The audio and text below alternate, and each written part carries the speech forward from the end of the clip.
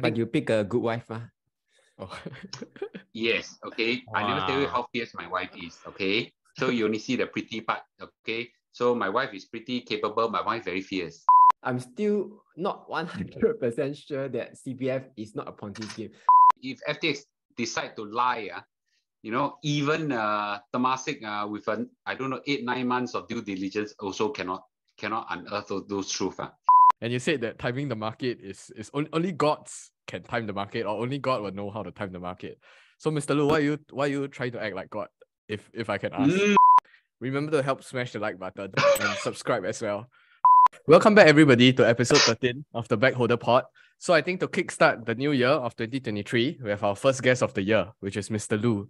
So welcome Mr. Lu. He actually runs a YouTube channel on the side as well. It's called 1M65. So I think just want to kickstart. How are you doing, Mr. Lu? I'm doing good until recently. I go fight with my son. I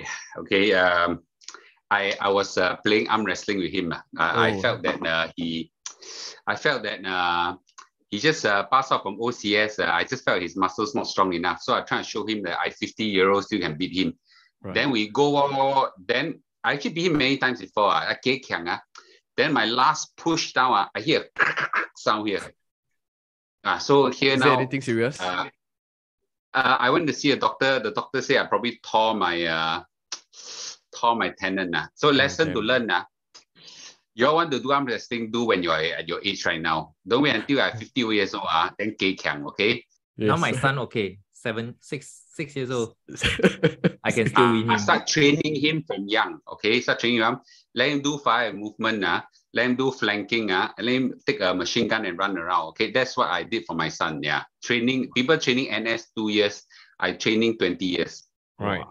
No wonder go OCS. I think also just to kickstart, right? Because I think for many of you who are loyal audience of all of us, you guys know that actually Mr. Lu has been a huge proponent of CPF and buying to index funds. So surprise, I think on this Backholder Pod today, all four of us, excluding Mr. Lu, all four of us like to pick stocks. So we'll just kickstart this segment where we'll do like a blind reaction to all four of our portfolios. And then we wouldn't put a name there. You don't know whose portfolio is this. So I'd just like to invite Mr. Lu to kind of criticize individually how we are basically allocating our capital. Maybe I'll just quickly share my screen here. Yes, I think this is the first portfolio. If you can't see, I think a majority of it, 60%, is currently in Tesla.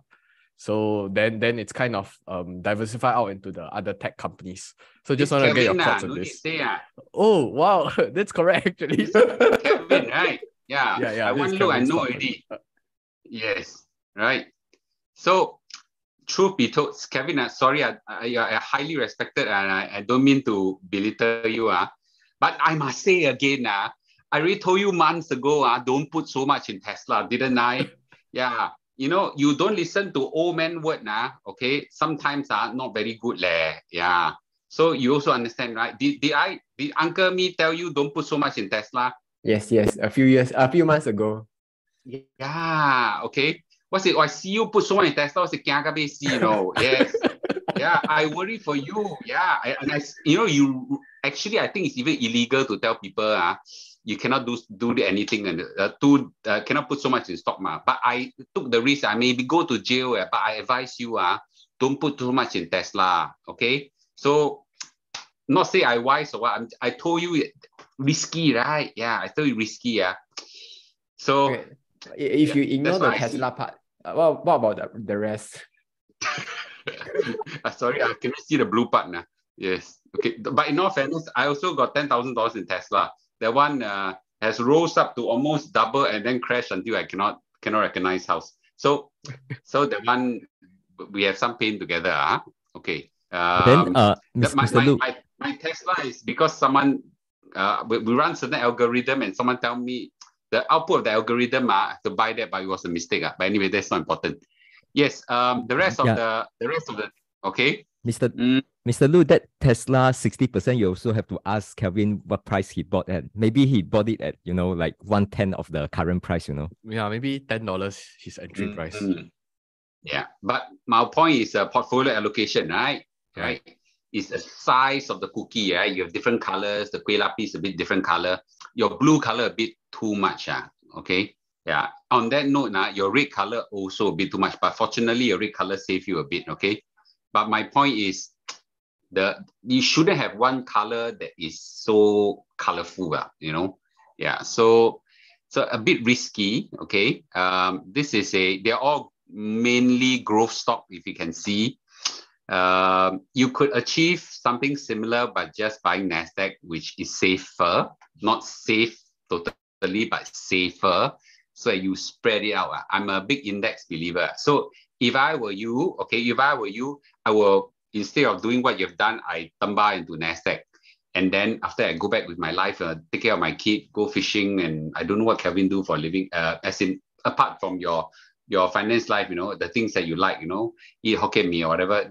Yeah. So this part is my only, but it's a growth portfolio. And in my opinion, the stock market is going to, it's going to rocket. So your portfolio this year is likely going to do very well. But doesn't take away from the fact that it's risky. Got it. Okay. But I could be wrong. I could be wrong. Okay. I'm not so kiang. So, but again, this is my opinion. Yeah. Okay. Okay, we can move on to the next one. I think slightly more diversified in a way. The next one. This is the second one. Let me zoom in. This one Okay, a lot more. Okay, stop. It's Okay. super diversified, man. More diversified. I shouldn't say super. That's okay. Let me take a quick look. What's Okay. 07700? Okay. 10 cent. So 10 cent. Chicken Okay. favorite. maybe I can Okay. break down a bit. TSMC, Taiwan Semiconductor, Microsoft, Apple, Amazon, Nvidia, Tesla. Then you have QQQ here. CSPX is, I think, S&P 500. Google. I Okay. think this is Meituan. Yeah. Mostly tech Okay. stocks though. All right, good. Okay, this is also largely a growth portfolio. Okay, it's a growth Yes. portfolio. Nothing wrong with it, but it's growth. You would have achieved something similar if you whack all into QQQ. Okay, But QQQ if don't whoever have did this, is either Bunty or sorry, what's the gentleman's name? Eric. again? Eric. Is that Bunty or Eric? I think it's Eric. Okay, so You can call me the unknown guy. don't say that. I'm very sorry. Okay, Eric, I think it's yours. You look like the kind of face that will do this kind of stock. Oh. Okay, it's What kind of face do I have? Yeah, it's definitely not cheating. Okay, yeah, it's either Eric or Bunty. So I look at your face. You have the fu xiang, growth xiang. So I think this is a growth portfolio, and you look like you more 稳重. So Really, you favor a bit of stability by diversifying. Am I too or not? No, Nice. It's actually Bunty's one. Yeah, actually this it's my one. Bunty's portfolio. Oh, okay. Yeah, okay, but come okay. back, Sorry, come back Bunty, to Mr. Lu question just now. You say it's no difference compared to QQQ, right? But QQQ don't have China exposure. But here we have some Tencent, we have some Meituan. There's some Taiwan company which is not in QQQ also. So have you also slightly tried different. to mirror this portfolio versus the QQQ and see what Oh, happens? confirm different because my portfolio dropped a lot more compared to QQQ. Ouch. Because of your China stock lah. Yeah, because of China stock. Yeah. Okay. So, but you look this year in the first how many days? Now is the 17th. Now is the 18th. Can we? Again, when you look at short term, it fluctuates a lot. But if you look at a longer term, maybe a bit better. Yeah. So I don't know. But it looks like clearly it's a growth portfolio. When they say growth portfolio, sometimes it's also a gambling portfolio. Okay. Yeah. So it has an element of both lah. So this is better than Kelvin one in terms of risk. Okay. But young people can take risk. Okay, young people can take risk. I would say in terms of risk exposure, I think this is a bit better. Chinese stocks are all rocketing, so I'm not so worried right now. It depends on what price you bought it, but let's assume that we look at portfolio a bit long term. The rest of it are pretty growth stock now. Okay, so I think it should in long term has some resemblance of a Nasdaq 100 kind of index. Okay, this is my thought. Okay, I don't have the I cannot calculate with just by looking this colorful kueh lapis, but I think it's directionally there. Mr. Might Lu, be or not. when you say young people, right, are you referring to like people around Chiking's age or? No. Young means I'm young. Okay, Lu Ching Chuan is young. You're younger. Okay. Yes, man, I'm just joking. I think as long as you have a time horizon of 20, 30 years, that's considered young. Okay. So yeah, I think all you all have time horizon of 20, 30 years, right? Yeah, hopefully. Kevin recently has grown some white hair. He too stressed from all the hate comments. Too many I haters. kid you not. I found a hair growth solution that can turn white hair into black if you're keen eyesight. But you're better than me. White hair is better than no hair. Okay? Yeah. White hair can turn black. No hair, true. there's nothing you can do. Yeah. So so Kevin probably has a runway a bit shorter than the rest of you guys by the look of the hair. I don't know his real age. Okay. Yes. Mr. Lu, you want to guess how old am I? You look young, so I cannot tell. Your hair looks great, your skin texture looks fantastic. So yeah, you look, maximum, 31, 32, 33, max. Max. Oh, 31. you'll be in for a Nice. surprise. I'm 44 this year. Really? Wow. Okay, we have a side conversation later on how you become so good in your hair and your demeanor. Okay. So okay, let's go back to portfolio. Okay, We will. Good Tian to have any Yeah. comments? Sorry, I just want to say thanks to Mr. Lu. Finally, I got the endorsement. He said okay just now. Not financial I say advice. okay to what? I say okay to what? Compared to the previous one, Kelvin one. Okay, less unokay. Okay, less unokay. Not, but in all fairness, you cannot just look at your stocks. You must look at your CPF, your stocks, your bonds, your property, your life, your career, whatever. You have to look at a person's whole life like that. Not just look into, one colorful cookie biscuit like that. Yeah, exactly. But by the way, Mr. Lu, FRS this year hit done. Wow, outstanding. So okay, Outstanding. Okay. Another Wait, endorsement. How are you? I'm How are you 37. now? 37 this year. You look at 27 Hey, Kevin, you may end up the youngest here. Okay? Yeah. No, he's Chicken cheating. need to lose some weight. So then you will look younger. Okay. Eric has the This one, growth of course, face. Eric. See, 30% is Tesla. Yeah. Actually, this one and just now that one, not much difference, except that, let me see. You got some Singapore stocks there. Okay. Yeah. What's FCT and MPT? The Maple Tree, the one that they merged. Oh, okay. Maple Yeah. Tree Trust, is it?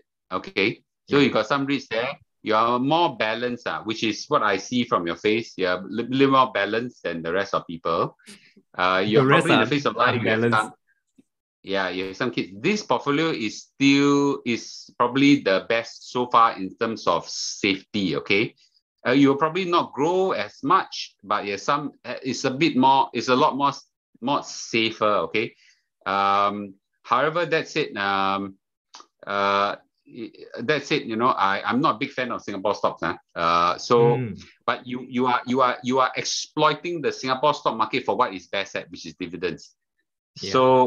So although I'm not a big dividend strategy fan, but you bei pai lah, okay? Yes, reflect your kind of demeanor and personality. But why are you not a big fan? May I understand the rationale? Dividend, Ah. I say many times to a lot of people, let me tell you guys, young people, but actually dividends telling the young people a bit wrong. So which means actually, Eric, now I think about it, and now you tilt your face a bit, you actually do look a bit older. Okay. So now that's fine. Let me tilt it back. Let me talk about dividends, okay? Let me talk about dividends. Dividends simply means this, I run a company, okay? So all four of you, how many of you are entrepreneurs? Okay. Kelvin and Eric. Okay, Kelvin, entrepreneur. So I run a few companies. Dividend simply means you take all your profits, okay, and majority all give back to a shareholder. majority. That means dividend stocks. Okay, that's why your dividend is so high. The problem with that is that all company owners usually need cash. You need cash.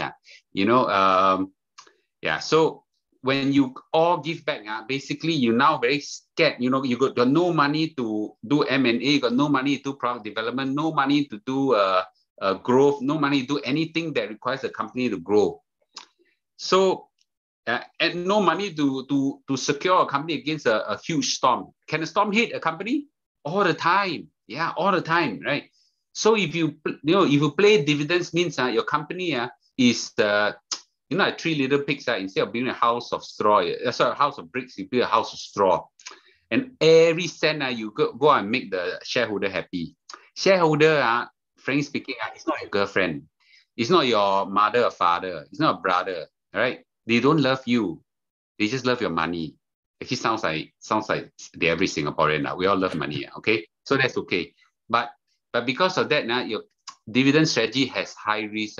Because one big storm come, or the whole house gonna blown bits. Have I seen that before? Many times. Yeah. Okay. When I say many times, means I kena before. So, okay, that's my view. But this one, is it applicable to REITs? Because the business model of the REITs is just take rental and then just pay in dividends.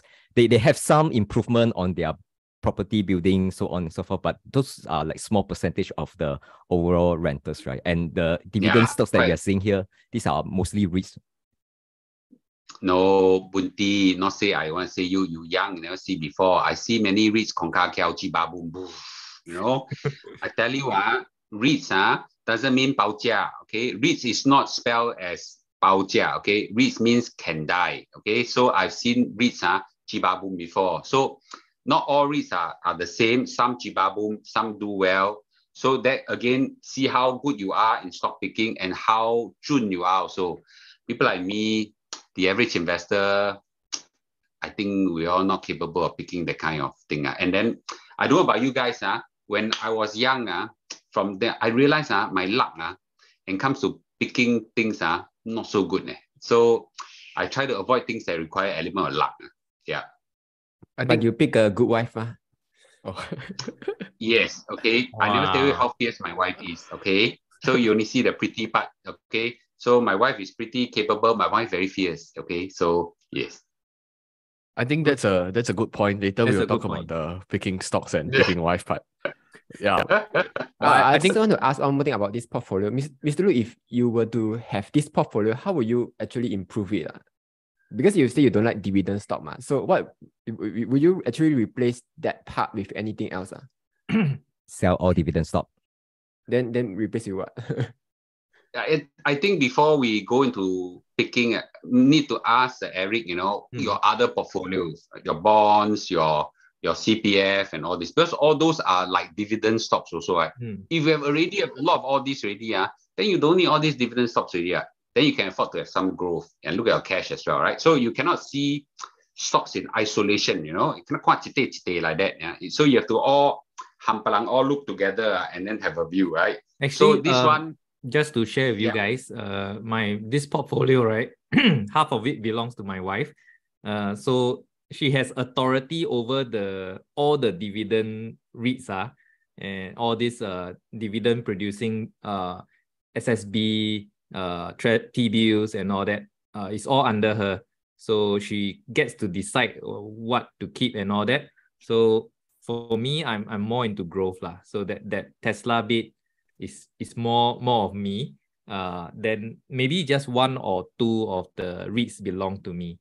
The rest is actually under her care. So what she actually wants is the income, the cash flow. So that's the reason why we kept this part of the portfolio intact. By the way, we also reached FRS already, both of us. So we also have the SSB, T-bills, all that. So I think our base is pretty wide lah. We have a wide base, but the growth part is mainly just Tesla. So yeah, okay, more conservative lah. One M65 to the moon. First of all, very good. You marry the right woman. I tell you, I run. Okay, all your fan base, I don't know how old, my fan base are all 40, 50, 60 years old, some 70 years old, all uncle like me already. A lot of them say, I cannot convince my wife to invest. Yeah, right? She want to buy handbag, she want to buy this or she want to buy property. Or I say, don't touch my CPF, but your wife, good. So your smartest investment so far is your wife. Yeah. So your wife picking on, I mean the stock picking partner. Actually, Mr. Lu, okay. I think you made a mistake. It's she not picked you. Yeah, it's not me picking her. It's she picked me. Eric, is your wife here? What? Chicken, I think you know the answer already, right? Do I? You know the answer. Okay. So, but we don't say I think in a family, you need balance, okay? Yeah. If one person is more towards stability, the other person towards growth, right? Right. In growth, look for stability. In stability, look for growth. That's Li Ka-shing's famous phrase. So I think that family of dynamics is very, very important. And I think you balance it quite well. So when you look at a graph like this, can't tell this kind of dynamics, but I think you got it kind of right. Okay. Last one, of course, look at your cash position. I think from that perspective is about right. But my take is that most women make better investors than men.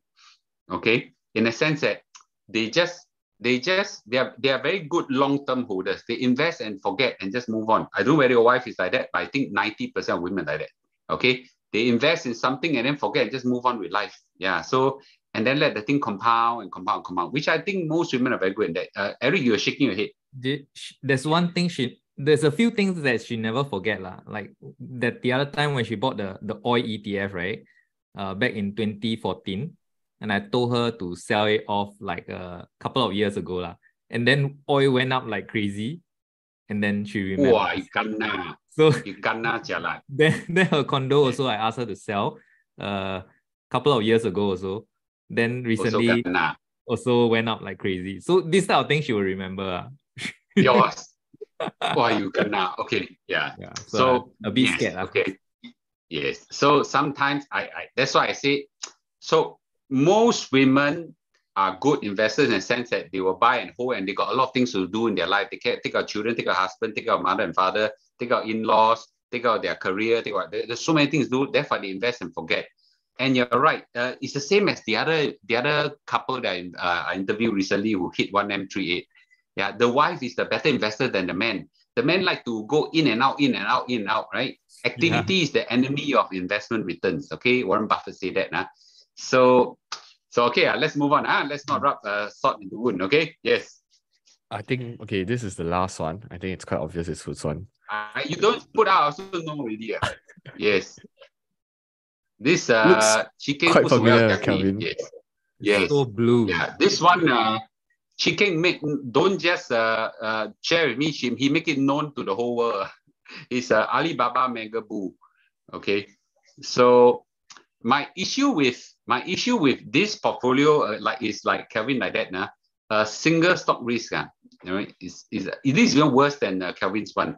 So it's now you can make a lot of money, you can lose a lot of money. So and this is overweighted on one country also, right? So Alibaba is largely, to be frank, China centric. Okay, Tencent also, Chinese bank also. You are a big Chinese market fan. So I'm a you part can of make money CCP because you can make a lot of money, and maybe you look very 中国人 actually, to think about it now. Okay. It's in my blood. Are you born in Singapore or born in China? I'm born in Singapore. You look like born in China, it's okay, we have all the rest. We like all the rich Chinese to come in.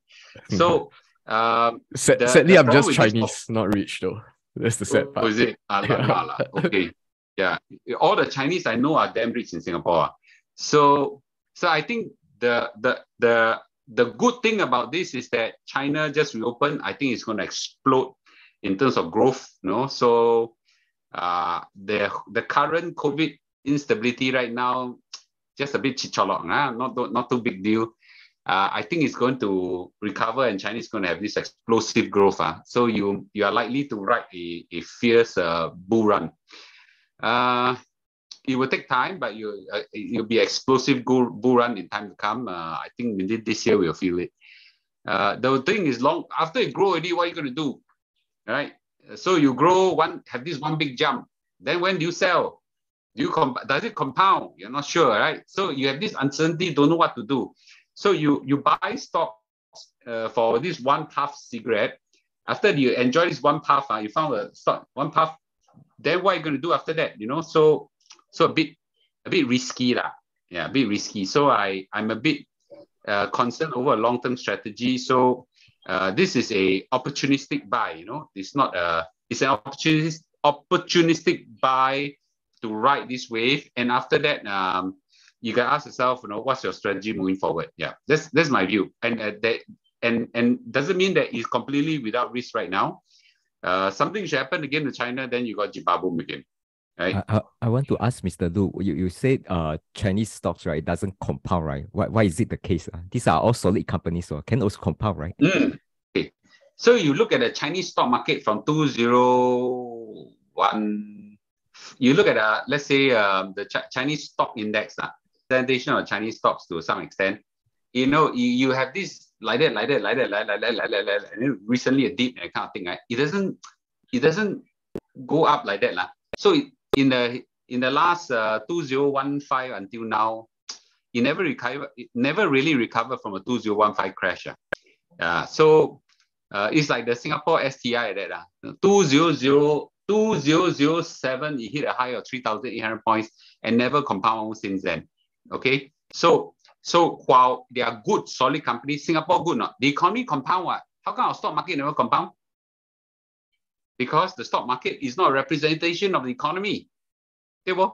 Yeah. So if you could, so 2015 until now, there's this mad crash, and after that, it doesn't really compound. Okay, Bunti like trying to verify maybe if I can true. If I can add in my own perspective, right? I think specifically for China or even in Singapore's case, there are companies that did very well, like individually in the index. So like let's say even Tencent, I just look up the stock chart, 2004 to now, compounded 49,000%. So I'm just saying, sure, I believe from the index perspective, the US will probably do pretty well because 100 years of history, right? But I think for China or even in Singapore's case, if you are stock picking, you don't think that you are very good, but I'm still young. I still just want to try. So that's why I'm allocating it now. I think that's just my difference. 年轻就是本钱 is okay. Young time go lose money is okay. That lesson is worth even more than a lot of people. I think Eric age a bit closer to me. So okay, so he's nodding. So young time lose money. That lesson is worth more. I actually only worry young time earn too much money. Through speculation make too much money. Then you speculate even more. Then when you reach my age, if your speculation jibaboom, you may not have a chance to function again. You may not have a chance to turn back again. So maybe it's good to get burned a little bit when you're young, right? Just some of you have kids already, right? Kevin, you have kids, right? 2 kids. They all have kids. All of them have kids. One, okay. Except me. Oh, is it all have kids already? Bunti got Bunti, 2. you look like you're only 18 years old. Yeah, my kids is like 10 years old. Really? Wow, you're all I'm going to find all your secret of looking young. Okay. But if you're a kid, go and touch the fire and then gonna burn one time, right? Cry, be right. But it's okay. From that day onwards, you know that you'll never touch fire again. They keep touching. Yeah. At least for my kids. Then can burn even more. Yes. You stop pushing them into the fire, Bunti. Yeah. Okay. Cool. Okay. So I'm not saying that your portfolio will lose money. Please don't get me wrong. Okay. All your portfolios have a strong element of growth, which reflects the bullishness of yourself for the future, which is good, okay? Number one is the volatility, of course, will be higher.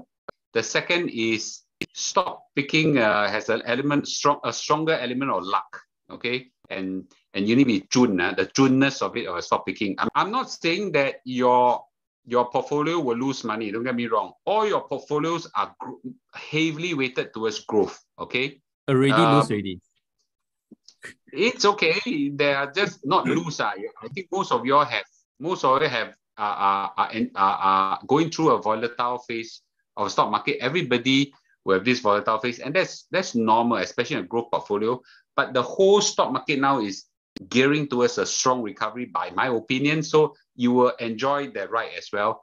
My only problem with your portfolios is that you do a lot of stock picking, so there's a high element of chuness and luck. Okay, so that part I cannot ascertain whether you're right on, because I cannot tell the future. And some of you are a bit heavy weighted on, especially Kelvin and Chiking, heavy weighted on 1 or 2 stocks. So that part, the risk goes up tremendously high, right? So that part of it. Now, of course, you can use other financial instruments to cover your risk, then that gets more complicated, okay? But I prefer to live life a bit easier, lah, okay? Yeah. So it's when lives get too complicated, you know, life loss is meaning. Mr. Yeah. Lu, can I check with you, what's your opinion, right? Like just your personal feel, right? Do you feel that China side or US side, do you feel which one is the rebound going to be stronger? Like just in your gut feel. Which rebound going to be stronger? Yeah. Of course, China. China. Yeah. Okay. China is going to skyrocket, man. Yeah. Because I don't know whether you all keep in touch. You all have Chinese friends, and all this, you know. I got lots of Chinese friends. I got lots of Chinese friends. I got lots of Chinese people. I even got Chinese staff. The whole China economy has been suppressed down, you know, suppressed down. The Chinese are by blood powerful, great entrepreneurs. You can call them greedy. You can call them cunning, you can call them sly, whatever names you can give them, but they are very, very freaking hungry businessmen, just waiting to just explode. So this unleash suddenly of the COVID-0 policy, just, yeah, right now, you know, Shanghai, Beijing, Shenzhen, more or less the COVID fire is over. The one that's burning right now are the 2nd tier and 3rd tier city. You will burn through. My guess is 1 million people is going to die. But I don't think they care. Okay? Nothing's going to stop them from making money. Yeah, nothing's going to stop them from making money. Yeah, so I think it's going to have this explosive growth. I don't know whether that will translate equally into a stock market growth. They should have some resemblance, okay? What we don't want is a black swan or gray rhino to hit China. That one I don't know why. I cannot predict why. I don't know will come. But what I can see right now, the Chinese market, I tell you, it's like everybody is like drooling, okay, to make money right now, man. But So what we're scared about is like the common prosperity thing. If one company or a few tech company goes too strong, right, then the CCP will come in and say, hey, time for you guys to contribute like a few $1 billion, that kind of thing. So I don't know whether would that affect the company's profitability or not. 上有政策，下有对策. The Chinese know how to deal with it. You think about it. The Chinese went through, okay, modern times, went through, of course, World War II. Went through their civil war, went through Cultural Revolution, okay, went through all the other crises that come, okay, and sorry, Korean War as well. Nothing killed them, man. They still go on, right? They still experience explosive growth. So this thing they will know how to handle. Yeah, the Chinese will know how to handle. You know, they really know how to handle. I cannot say beyond that. They know how to handle. Yeah, they know how to handle. Nothing's going to stop them. They know how to handle. I've seen that again and again. Okay. Yeah, if you have any Chinese government contact or Chinese contacts in the media or whatsoever, you tell them that it's 没有问题啦. These are not a problem at all. Yeah. But Mr. Lu, you sound so bullish on China, but then your portfolio, I think it's like 0 China exposures, right? So what happened there? Let's say maybe can approach it different ways. Another way is that there are people who say, oh, let's go in, quick out. Maybe end of the year, I profit already, I get out. So what will you say to people who make this kind of comment? My life, not like yours, adrenaline pumping, you know, a lot of excitement and things like that. People like me are very risk-averse person. I just want to stable, buy something and just let it. it doesn't go up like that, it's okay with me, you know. I stay in HDB, I drive a simple car, I eat coffee shop, don't need so much money. I cannot tahan that kind of that kind of life. That one life scares me.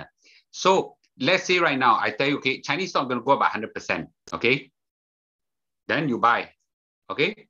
Then what are you going to do after that? You sell at which point? 99, 100, 101, 120, 130. I don't know. After you sell it, what are you going to do? Most likely you're going to buy again. All right. The next round, will it go up like that or will it crash? I don't know. So when I'm not sure, okay, of a strategy, I don't use that strategy. So the difference between a lot of investors are you a opportunistic investor or are you a strategy investor, right? Very few people talk about this too, right? If you are a opportunistic investor, you know, anything makes money, you chong. You know, today bubble tea make money, you chong, right? The next day, I don't know what, Hermes handbag make money, you chong, right? And then next day, you know, people sell char kway teow, make money, you go, right? So that kind of thing. This kind of thing, opportunistic,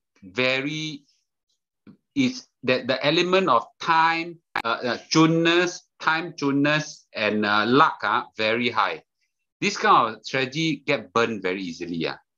Right. So far your views about China is very short term. What about your long term views? Like there's like people are predicting that China will overtake US in like 10, 20 years. Then would they make sense to invest in China now? Right now. Are you investing in China as a businessman or investing in China as an investor? Two different things altogether.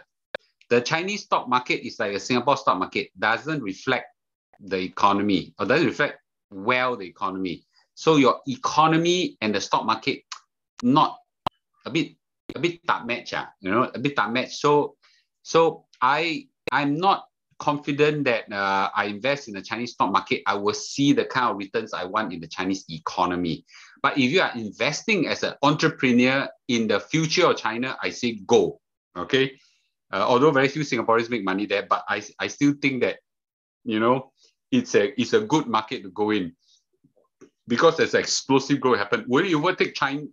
Will China overtake the GDP of US? For sure, right? But on a capital per income, I think they still have 20, 30 years to go lah. But on a overall GDP, I think they will overtake for sure. Yeah. Right. Okay. So I think we did talk about strategy wise, right? Investing. So let's circle a little bit back to what Mr. Lu is most known for, which is his 1M65 strategy and how to essentially use CPF as part of your portfolio allocation. So long story short, I think 1M65 is basically the idea where you encourage younger folks to contribute actively into their SA and MA. And then by 65 years old, it will compound based on the 4 or 5%, the additional 1% interest rate. To reach 500,000 per person. So in that household, you get a $1 million portfolio in a sense to prepare them for retirement. But I think before we actually get Mr. Lu to comment on that, I want to pass the time over to Kelvin. So Kelvin recently released a very interesting video. It's called Is CPF a Ponzi Scheme? I'm not too sure whether Mr. Lu actually watched that video or not. So I think Yes, I did.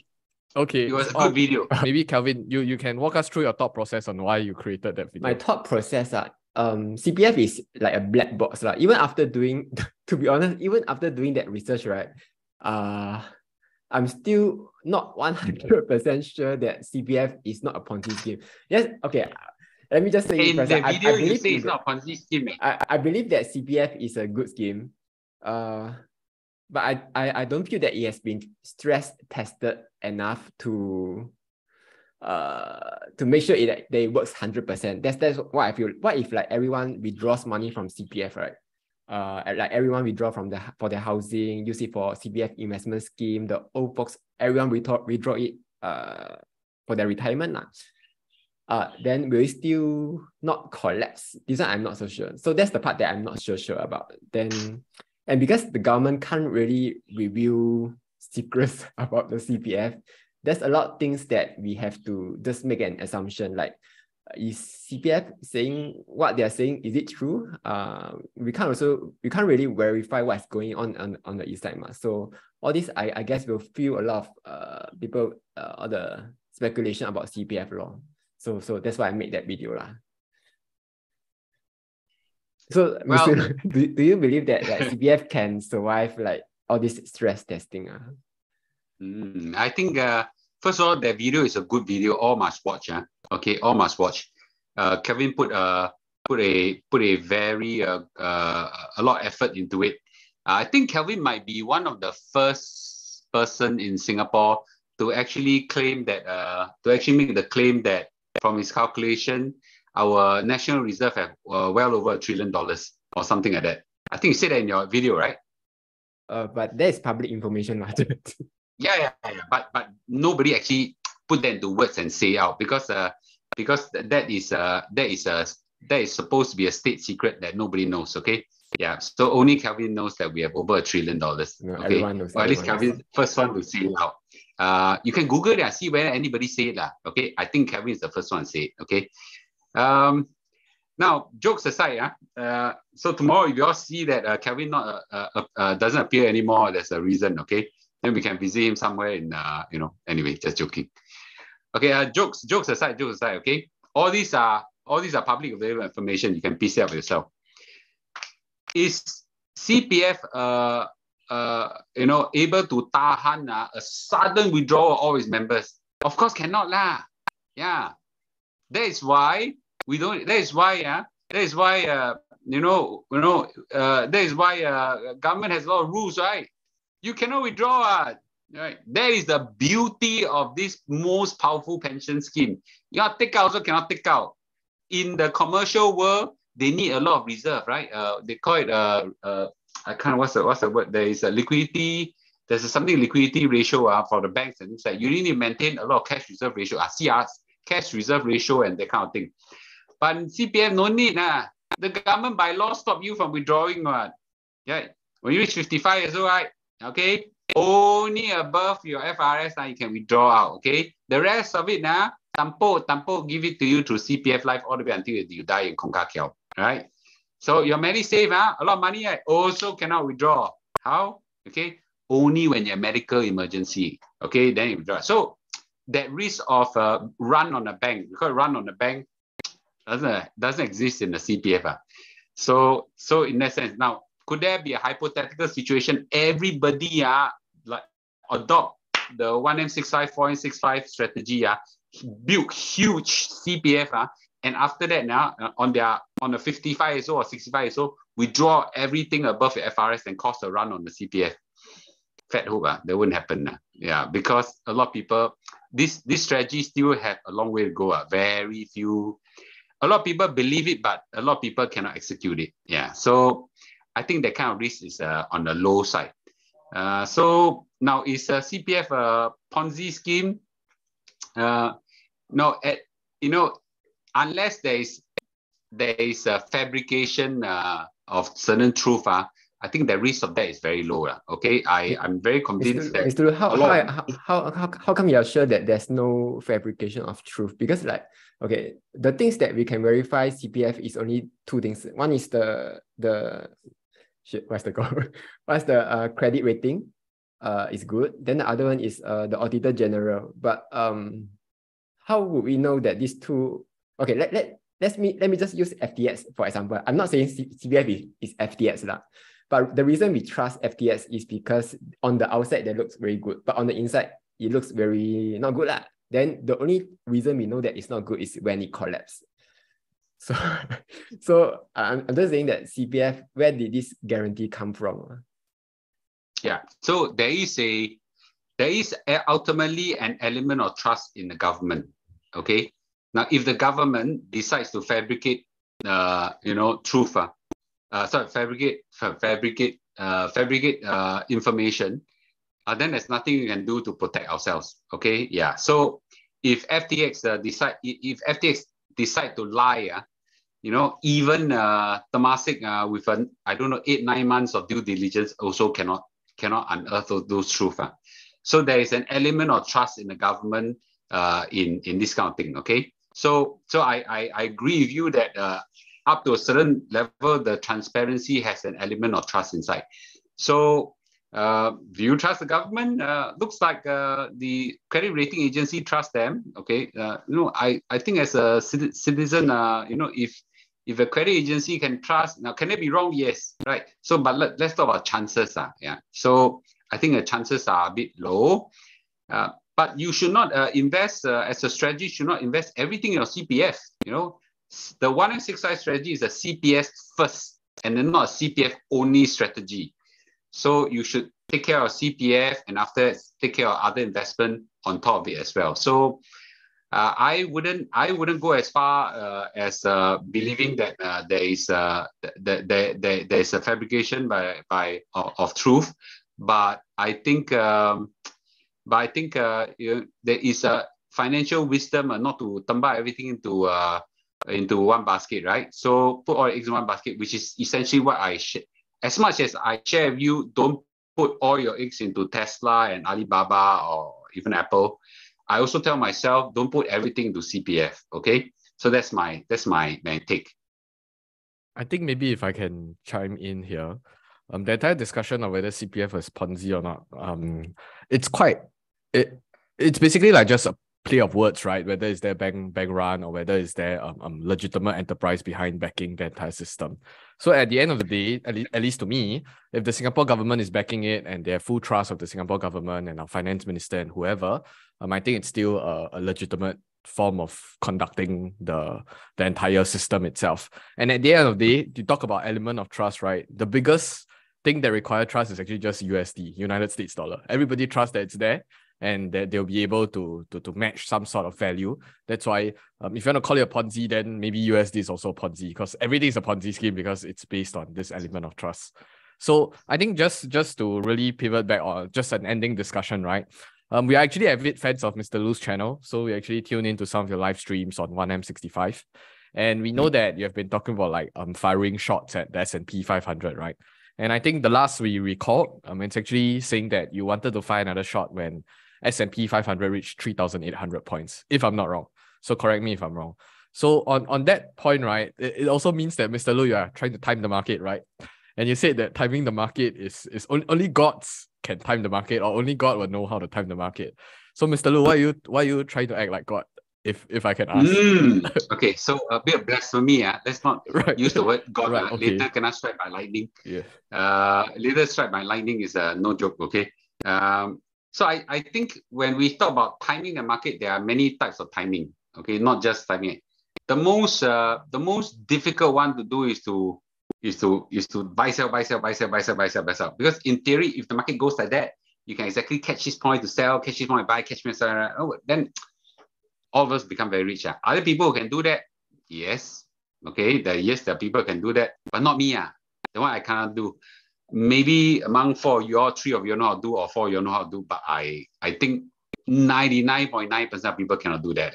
Okay, so but are there things that we can make a judgment to buy at a good price, right? So I think when market is easier to so-called time the market in a crash, meaning that buy something cheaper. That is easy. To buy something at the cheapest is very difficult. What is more difficult is to sell something at the highest, but that one even more difficult. Okay, so if you notice, in my whole financial life that I've been made public, I only have been buying. I haven't been selling, right? So now where I buy is when the market tanks, okay? Now, when the market tanks, things are on sale, basically. Lay long, right? Great Singapore sale, great US sale, whatever. I buy. But unfortunately, I cannot buy at the cheapest. I buy at the cheap, okay? So I think that's very, that fine line makes a world of difference, right? A lot of people say, wow, Mr. Lu, you're so stupid. You buy it at stock market for some more. That's stupid, right? It's okay. I cannot time the market to that precision. But if I buy at somewhere around 3,800 points, 700 points, 900 points, you can say it's already a big discount from the usual price of 4,700. So today, let's say a Rolex watch starting at $20,000. I don't know what's the latest price. There's a Black Submariner and all this. If today is set at half price, will you buy? Okay, you'll buy. But maybe you'll go further down. Most of you will say, never mind, half price, I buy already, right? Because it's really cheap. But most people don't do that in the stock market. Why? Because they love to catch it at the lowest point, or they catch it when there's certainty of money making. So I think nobody will contest my view that the S&P 500 will compound over a long period of time. Anybody challenge this thought? I'm not, but I have another I'm challenge. skeptical. Chicken. I wouldn't say it won't compound, but I'm just saying history will repeat itself, and the last 100 years is one snapshot. Like if you look at 1,000 years, empires will fall and things will have problems. I just don't know whether it will happen in our lifetime or not. So that's just my I'm not saying that S&P 500 won't go up. Also, another point is that just now Mr. Lu mentioned that it is cheaper. You are basically pegging over the recent, let's say 2 years back. You say it's cheaper now, but if you look at some quantitative data, look at the PE trend, actually US market is still quite expensive. You look at Schiller PE, also rather quite expensive. It's as if like talking about, let's say the Rolex watch, right? I can just mark up to 500,000 and put it there for a year. Then next year I give you 50% discount. You're going to pay me 250,000. Is that cheap or not? Yes, it is cheaper. It is 50% discount. But that 500,000 could be a number that doesn't make sense at the first stage, right? Great. Yeah. So you gotta look at the history, last 20, 40, 50 years, 100 years, right? Every time the market, make a discount of this amount, you always hit new high, because you need. I cannot bet on individual companies, but I can bet on the whole US economy, right? How many of you have stayed in US before? Okay, so I've stayed in US before. In fact, I've stayed in Silicon Valley. The inherent strength of the US economy is in powerful innovation, incredibly innovative, incredibly creative, and that engine is not going to change for the next 50 years, because there is the infrastructure, the culture, and everything is just a huge money-making machine that encourages that attracts the best of world, best of company, whatever. So given that is the engine of growth, behind US, my take is that's going to go on.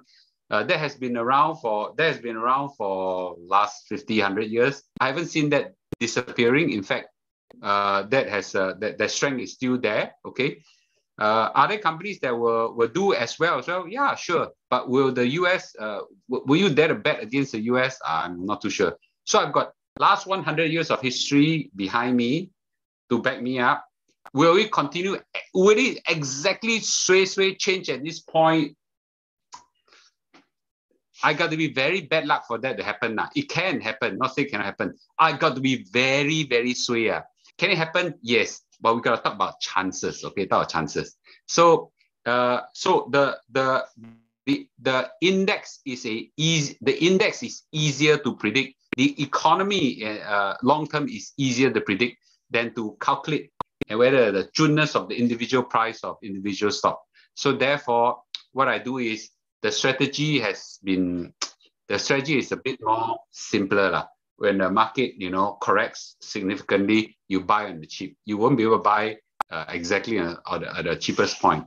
Now, whether the argument that the next, I'm so swayed that last 100 years of occurrence, Jun and my lifetime change, Chicken may be right. Okay. Yeah, China take over. But China takeover doesn't mean that the US S&P 500 index won't continue to rise. So you need some catastrophic mega event to change the entrepreneurial engine of US for that to happen. That I think will take quite a lot to happen. I would just like to sorry, Kevin. I just wanted to make a statement here. It's not saying that I'm against the S&P 500. Of course, I'm also trying to add positions in many companies. I'm just saying that I'm trying to stress test some assumptions here. So I'm just saying that like in finance, they always say past performance don't reflect future, right? So of course we have history and we can look through many data points. But that statement is a hypothesis. That statement is not a fact. Which statement are you talking about? Past performance doesn't reflect future performance. Right. You judge a human by past performance, don't you? Right. You look at how you judge whether this is going to be a good wife. You pak talk with her for a while first, see what kind of personality she is, and you make a prediction whether this is going to be a good wife, right? And then you marry her. Of course, she do the same thing to you, lah. Okay. Right. And when you join a company, you look at past performance, right? This is my cat. Okay. This is my cat. It's a short leg. What called a munchkin cat. Nah. And when I choose a cat, what I do is a kitten. I look at their parents. I look at historical performance, right, and see whether the cats are good performance or not, right? So anyway, this is a Chong Chong. Chong Chong, say hello to all the uncles, please. Yes. Okay. Meow. He's just He looks sleeping. very I drag him out. disinterested. Yeah. Very cute, the Yes. cat. Yes. Yeah, So very cute. so again, past performance now is not a 100% prediction of the future, but past performance give you a good peek into the future. Mr. Lu, last year you were predicting S&P 500 to bottom. That was your past performance. What about this year's performance? Do you think that S&P had hit the bottom already? Last year, the S&P 500 hit a bottom at 3,600 points, something around there. Yeah. Can someone please, about 3,600 points or something like that. Okay, someone can help me figure it out. Okay, so actually, I would have been so chun if not this Jerome Powell. Every time the inflation rate comes down, he go everybody I will scare everybody and just say that I'm going to kill you guys. I'm going to increase interest. Every time the stock market goes up, only he let's see, right, and goes only let's see again, right. So a few times already until the whole world so sian already lah. So And he's still doing that, Mr. Lu. Just yeah, recently, doing that, okay? Yeah, and he's going to do that again in February, right? So, but you notice something? The whole world stopped believing him already, right? The whole world stopped believing him. Not just me alone, okay? Chances are you are also subtly not realizing it, right? Do you all hold US stocks? Yes. Do you know the US exchange rate now is what? The US exchange rate now is pricing interest rate fall. What's the US exchange rate now? 1.32, 1.31, someone? Okay. You hit a high of 1.35 versus the Sing dollar, right? Why is it coming down? 1.32. Why is it coming down? If we do believe in Jerome Powell, everybody should be letting the US dollar go up and up and up and up, because the whole world is starting to not believing in Jerome Powell's frightening already. What the bond yields are sorry? Right. I just want to ask Mr. Lu, right? Like, isn't that scary in the sense, like as a concept, like the whole world is not believing the person running the biggest central bank, the most powerful central bank in the world? Is that not scary that the market is just calling their bluff and saying that, hey, Powell, you don't have the balls to do it, or you wouldn't continue hiking? Well, because of has the Federal Reserve been wrong before? Many times. They've been wrong the last 2 years. Many times in history. Yeah. Many times in history, the Federal Reserve have been wrong before. Let's just look at the most recent one, okay? Jerome Powell said that inflation is transitory. Okay, up to September 2021, he still say that inflation is transitory. And he actually used the word, we are not thinking of increasing interest rates. Remember? Yeah, he said that, right? And who will believe him? Guess what? Okay. Whoever believed him just got burned, including all of you guys, probably including me as well. Okay? Yeah, we all got burned, right? Because we believe in him. Right? That kind of thing, right? So he was wrong, and can he be wrong again? The sign right now is that he's wrong until cannot wrong this time. This one, the whole freaking world can see. Roadside economists like me also can see, right? Chances are all you all have seen it already. The whole Wall Street can see. The only freaking person that cannot see is him. Or maybe his whole FOMC group. Or maybe they already see but cannot say. Because once they say, the whole inflation will shoot up again, right? It's like Maradona during the World Cup in the 80s, right? He used this to punch the ball into the goal post, and the whole world saw except the goalkeeper. Something similar. Look at it right now, okay? Is the inflation falling? right? He keeps saying inflation is not for it's still early days. From 9.1 to 6.5, still not falling enough. I still remember I met up with Kelvin. Before I hit 9.1, I told him the inflation rate will fall. Remember at the Paragon Makan place, I said inflation, all the signs are clear and you cannot clear already. Unfortunately, despite I'm right, the stock market continue to fall because Jerome Powell keep whacking the market, right? So my take is this, okay?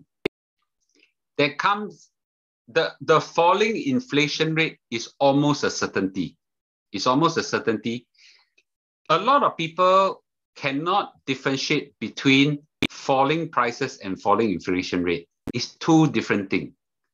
Prices can stay high at where they are, but yet inflation rate can fall. Okay, we've already gone 1 year of cycle already. The new benchmark is the high price. As long as the prices stay high but don't go higher, the inflation is gonna come down rapidly, and it's already coming down. We're already seeing it. It's come down to 6.5. Can it go up again? Yes. China reopening caused huge demand. You know, that kind of thing. Some black swan event. Russia launched some nuclear weapon and boom, you know, Ukraine. This kind of thing can happen. You know, barring those events, the falling inflation rate is a certainty, and therefore, by definition, if the inflation is going to fall, therefore the interest rate will have to fall. Okay, what we don't know precisely is when, right? But if I know that inflation is going to fall, and interest rate therefore will one day fall, by the corollary, the stock market is going to rise. Okay, if the stock market is going to rise, shouldn't I buy when it's at the low and just wait myself patiently? Yeah. But we also don't know. On this point, I want to challenge a bit, because just now we are all talking about interest rate and how it affects the stock market. So, but one thing we miss is the earnings, right? Because there are already some words that coming 2023, all the corporate earnings will be much lower. Some say that it could drop significantly. So, do you have any take on that? Well, this fall in earnings is an anticipated fall. Okay, stock market are rarely hit badly by anticipated shocks. Stock market hit badly by unanticipated shocks. That means suddenly you walk in the street, okay, and suddenly a ghost jump up, you know, the kind of thing. That kind of thing, oh, allow you heart attack, you know, you feel like dying, you know. Yeah, go in a panic attack, that kind of thing shock the hell out of you. But if I tell you before I walk the street, 5 ghosts will come out and scare you. Okay, all of them are grueling, I look like this, that kind of thing, you know. Some of them got the teeth so long, that kind of thing. And when they actually jump out, you will still feel uncomfortable, but you know they're coming already, right? They're coming already. But we know that if you continue to walk the street, you'll get out of this street, okay? The ghosts can come and scare you, but they can't hurt you. So therefore, the shocks are what we call anticipated shocks, okay? Has something similar happened before? Yes, 1982. 1981, 82, when Paul Volcker whacked the inflation hard with, you know, sky high interest rate. Exactly the same thing. The whole economy of US and the world went into a recession. Of course, everything is hit very badly, right? But the stock market skyrocketed even as all these things are happening. Why? Because they are in reaction, anticipation that, you know, that all this trouble will be over. What most investors are trying to do is to time the exact moment where the stock market is going to recover and buy exactly a moment. I don't think most of us most of us, not all of you, Chiking don't believe that. Most of us believe that one day the S&P 500 is going to break a new high again, right? I don't know when it will happen. You know, it's going to break a new high and then it's going to go even higher and higher. So in anticipation of that, isn't it the right thing to do buy when it's on the cheap? We cannot get it cheapest, right? And we shouldn't even wait. I don't want to wait until, you know, because I cannot time June, at the point where you will do like that. So I buy now. Buy. Now, can it go lower?